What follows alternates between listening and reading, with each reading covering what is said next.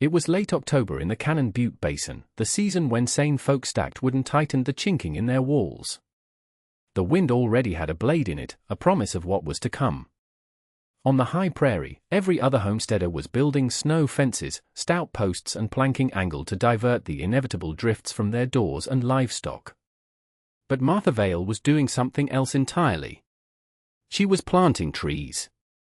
Not a windbreak in a straight line, as any sensible person would, but in two perfect, concentric circles around her small sod cabin. Her 7-year-old son, Benny, followed her with a bundle of thin cedar saplings, their roots balled in damp burlap. Her movements were methodical, unhurried.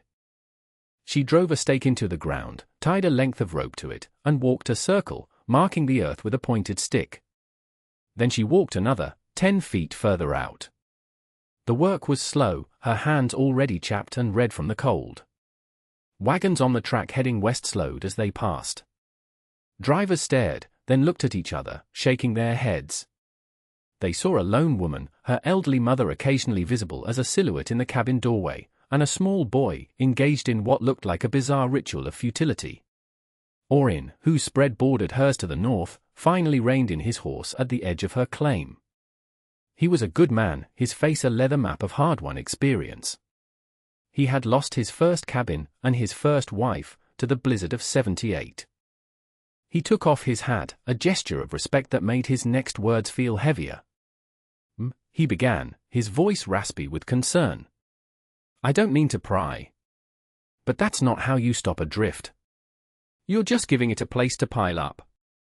You're teaching the storm where to bury your family." Martha straightened up, her back aching. She looked at the 73 shallow holes she had dug, at the fragile saplings waiting beside them. She looked at Orrin's honest, worried face. "Appreciate the thought, Orrin," she said, her voice even. "But I ain't trying to stop the wind." She paused, picking up another sapling. "I'm trying to break it apart." He squinted, uncomprehending. He put his hat back on, the gesture a quiet closing of a door. "Well, good luck to you." Then he rode off, the verdict delivered. In the doorway, Martha's mother, Eleanor, wrapped a shawl tighter around her shoulders. Her doubt was a silent, cold presence, more unsettling than Orrin's public pity. What secret did those fragile rings hold, that a woman would stake her family's survival on them against the collected wisdom of the entire basin? The logic was not her own, but her late husband's. Thomas had been a surveyor for the railroad, a man who saw the world not as dirt and rock, but as a series of forces and angles. He had filled notebooks with observations of how wind moved over the plains, how it scoured one patch of land bare and buried another under 20 feet of snow. He had spent 2 years watching the basin before they even broke ground. "It's not the strength of the wind that's the killer," he had told her one night, sketching in a ledger by lamplight. "It's the uniformity. An unbroken sheet of air moving at 60 miles an hour has tremendous energy. It can carry 1,000,000 tons of snow and drop it the second it hits a flat wall." He had drawn a square, representing a cabin. Then he drew arrows showing the wind hitting it and a massive pile of snow accumulating on the leeward side. "But if you can break that sheet apart," he'd continued, sketching again, "if you can introduce turbulence and friction far enough away from the house, the wind gets tired. It starts to fight itself. A broken wind drops its load early." Martha was now the sole executor of his theory. The outer ring of saplings was planted at a precise distance of 22 feet from the cabin walls. Each of the 73 cedar saplings was spaced exactly 3.5 feet from its neighbors. The inner ring was 12 feet from the wall, its saplings positioned to cover the gaps in the outer ring. It was a sieve, a comb designed not to block the wind, but to shred it. Benny, carrying the rope as she moved from one hole to the next, asked the question the wagon drivers were too polite to shout. "Why circles, Mama?" She paused, pushing a sapling's roots into the cold soil and tamping it down firmly. "A straight fence has a beginning and an end," she explained, more to herself than to him. "The wind just goes around it. A circle has no end. The wind has to go through it." Her mother's voice carried from the doorway, thin and strained. "Are you sure about this, Martha?" It was the question that lay at the heart of her own fear, a fear she fought with every shovelful of dirt. She looked at the neat rows of tiny green shoots, barely a foot high. They looked absurdly vulnerable against the vast, graying sky. She was planting a ghost of a forest, armed with a dead man's calculations and a faith that felt thinner than the autumn air. The first test came in mid-November. It was not the great blizzard of legend, but a furious 3-day blow from the north, a prairie screamer that scoured the land with ice and frozen dirt. Inside the cabin, the three of them listened. The wind hit the house with a familiar, violent force. The fine grit of snow forced its way through the doorframe. The smoke from the chimney, which Martha watched with the intensity of a hawk, was whipped violently sideways, a tattered flag of failure. The sound was wrong. It was a high, consistent shriek, the sound of an unbroken blade of wind. For 3 days, it howled. When the storm passed, Martha pushed open the door against a heavy weight. A solid drift, 6 feet high, was packed hard against the north wall, exactly as Orrin had predicted.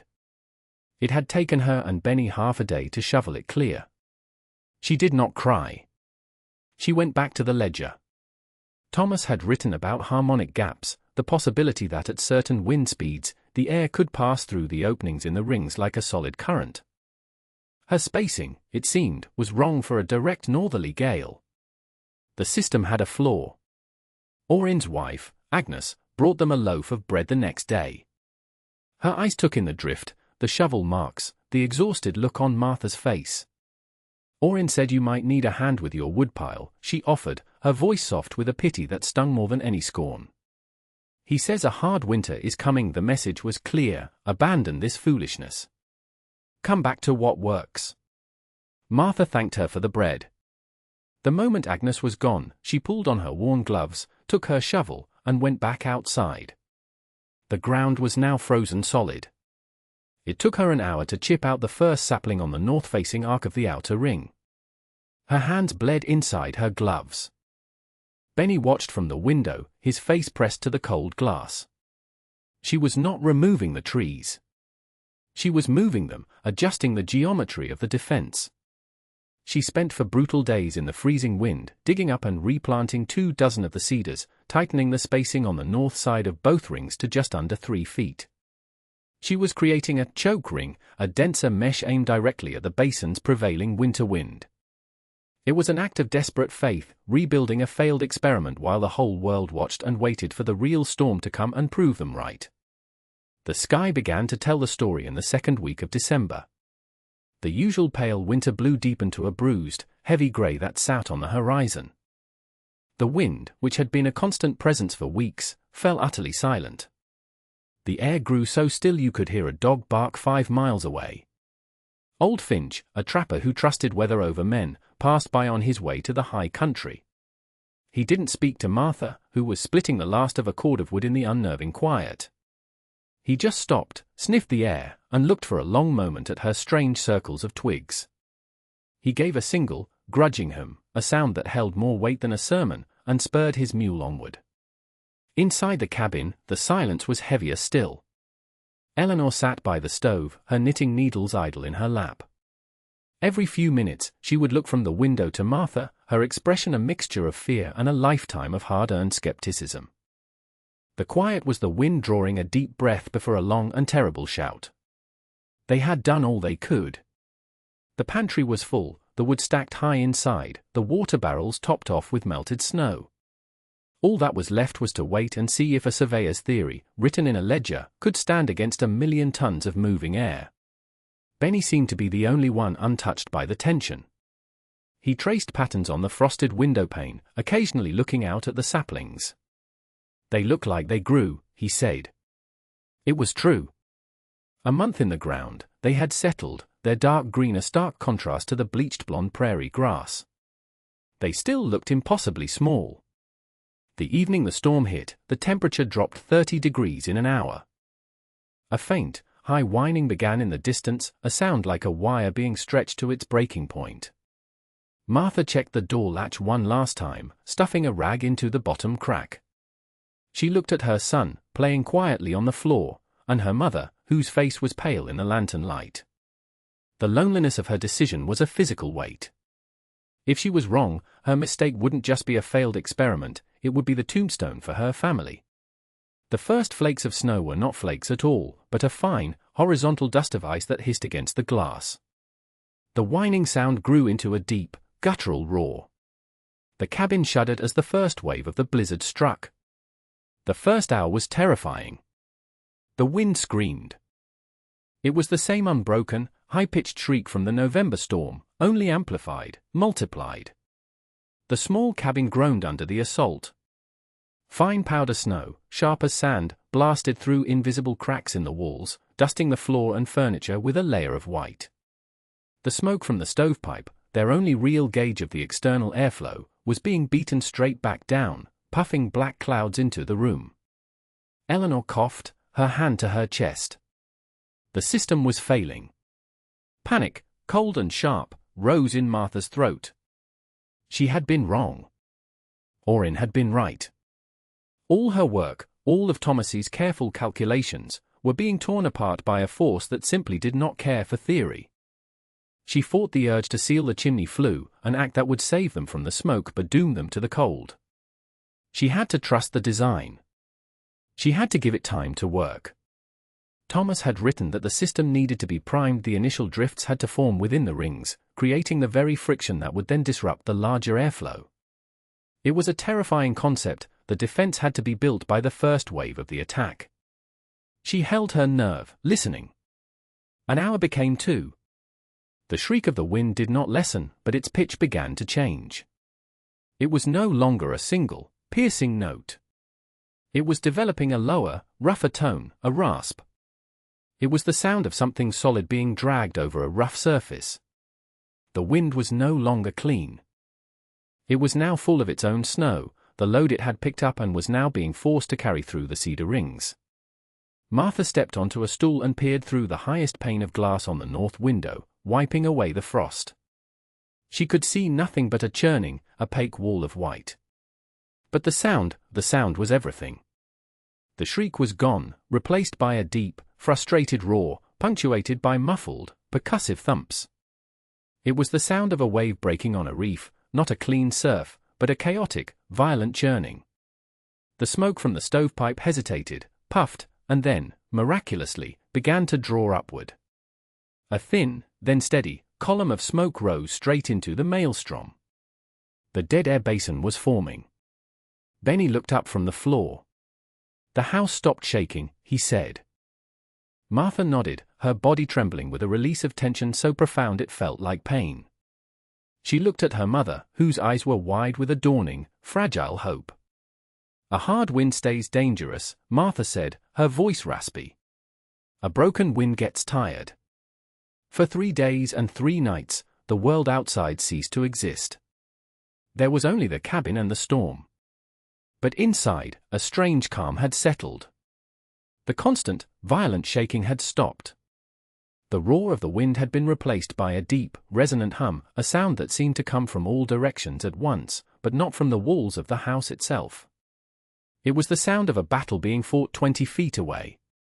They lived by a simple rhythm. Feed the stove. Eat the stew. Melt the snow. Sleep. Martha would periodically climb the stool and press her face to the window, but the view never changed, a solid, impenetrable white. The true test was the sound, and the smoke. The smoke never faltered, a steady grey line pulled straight up from the chimney into the vortex above. This was the proof.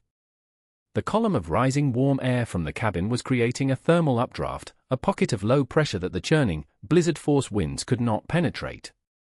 The system was holding.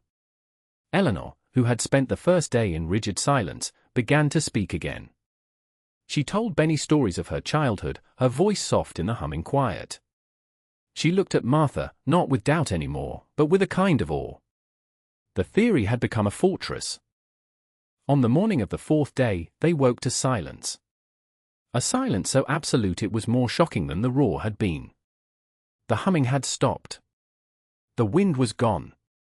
Martha rose, her muscles stiff. She walked to the door, her heart pounding. This was the moment of truth. Had the snow piled up, burying them? Had the weight of the drift crushed the tiny saplings, and then the walls? She lifted the heavy iron latch and pulled. The door swung inward easily, with no resistance. Cold, clean air flooded the cabin. Before her was a scene of impossible geometry. The ground for a full 15 feet around the cabin in every direction was almost entirely clear of snow, scoured down to the frozen grass. But beyond that clear space, ringing their small home, stood a colossal wall of snow. It was a perfect circle, 25 feet high, its inside face carved into a smooth, concave curve by the swirling eddies of the wind. It was a massive, white fortification, a drift built by the storm against itself. And poking from the top of this immense white rampart, like signals of defiance, were the dark green tips of 73 cedar saplings on the outer ring, and the smaller ones of the inner. They had not been broken. They had held their ground, and the storm had done their labor for them. He had not built a defense against the storm, Martha thought, thinking of Thomas. He had taught the storm how to build one for him. Benny stepped out behind her, his eyes wide. "You built a snow castle, Mama."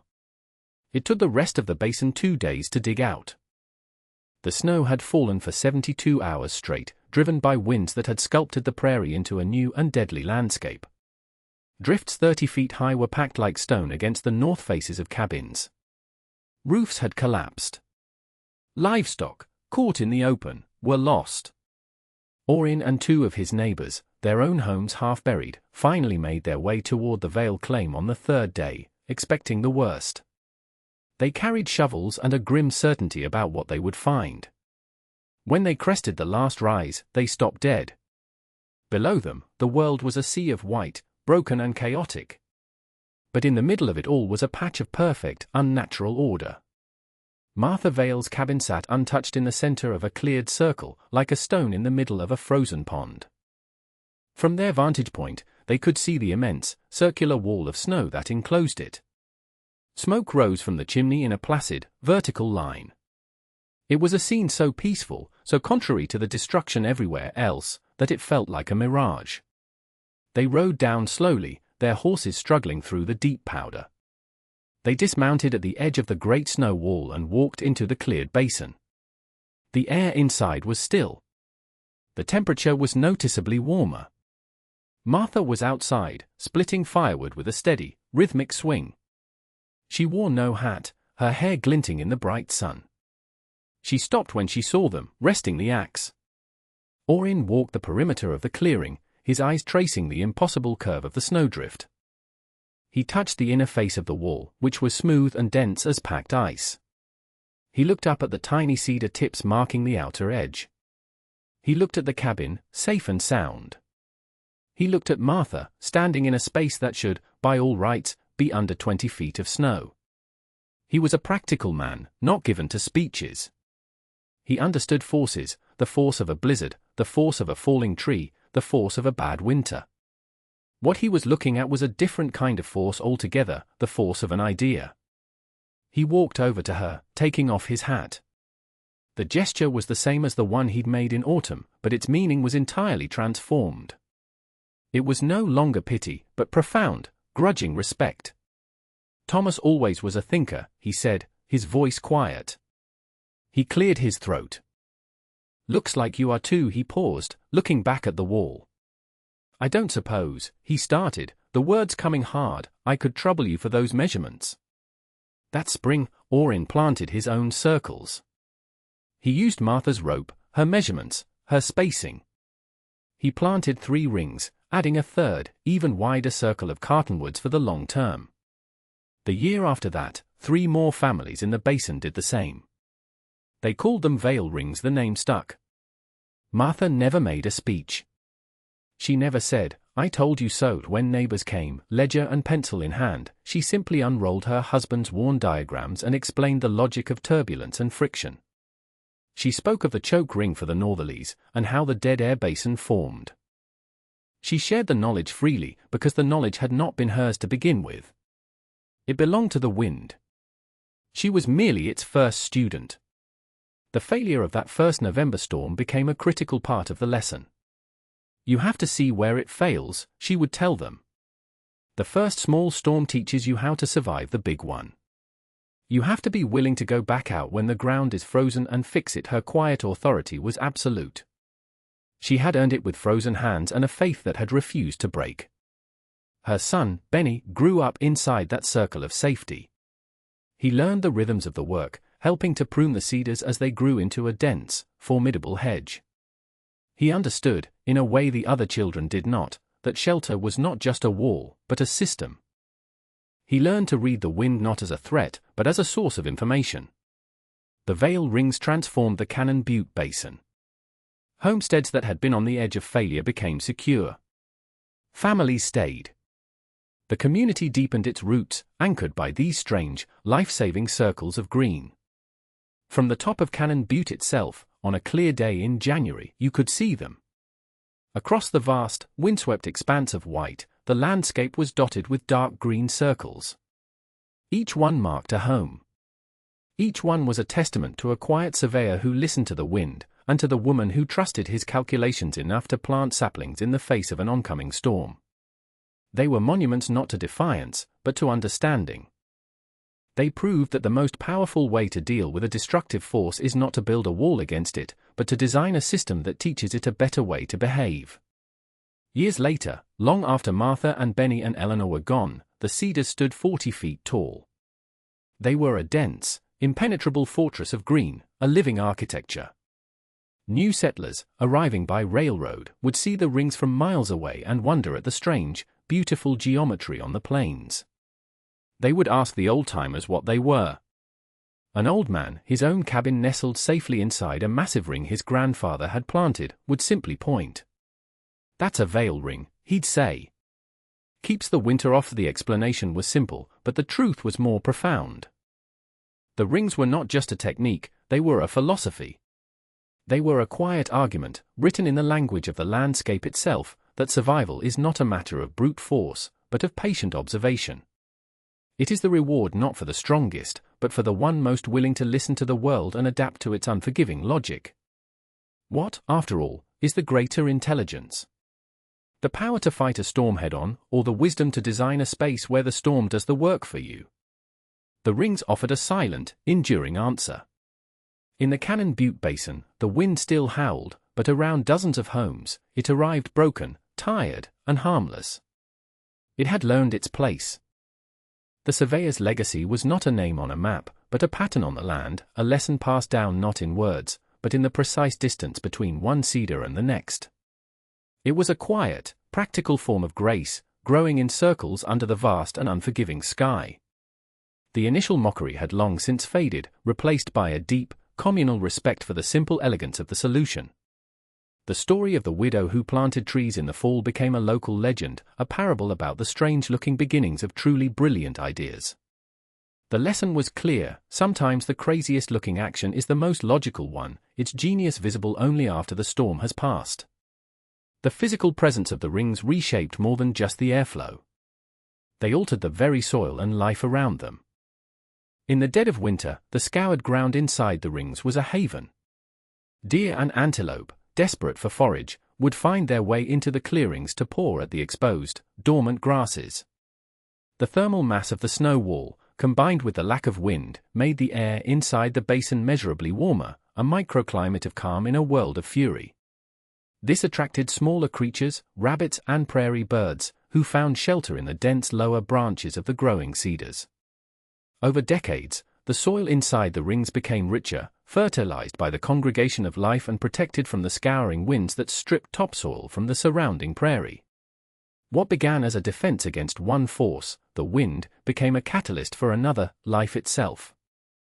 Martha had watched this process with quiet satisfaction. She had set out only to save her family, but the system she implemented had unforeseen, generative consequences. It was another of Thomas's principles she recalled from his ledgers: a well-designed system rarely solves just one problem. The legacy of the Vale Rings was therefore twofold. There was the immediate, dramatic legacy of survival, the story told and retold of the Great Blizzard. But there was also this slower, quieter legacy, written in richer soil, healthier game, and a subtle greening of the basin. The children who grew up inside the rings came to see the world differently. They learned that a barrier could also be a sanctuary, that a defense could also be a nursery. When they built their own homes, they planted their own rings, not just with the fear of winter in their minds, but with the expectation of this added ecological benefit. The practice became a form of long-term husbandry of the land itself. The story of Martha Vale, therefore, was not just one of vindication. It was a story about the transmission of a deeper kind of knowledge. Orin had not just copied her measurements, he had absorbed the underlying principle. He started experimenting, adjusting the species of trees in his third ring to see which ones offered the best summer shade and attracted the most game. The idea was no longer static, it was alive, adapting and improving with each new practitioner. It was a testament to the fact that a truly powerful idea does not demand blind obedience. It invites participation. It evolves. The rings became a symbol of a community that had learned to think like an ecosystem, finding resilience not in stubborn resistance, but in clever, patient partnership with the very forces that had once threatened to destroy it.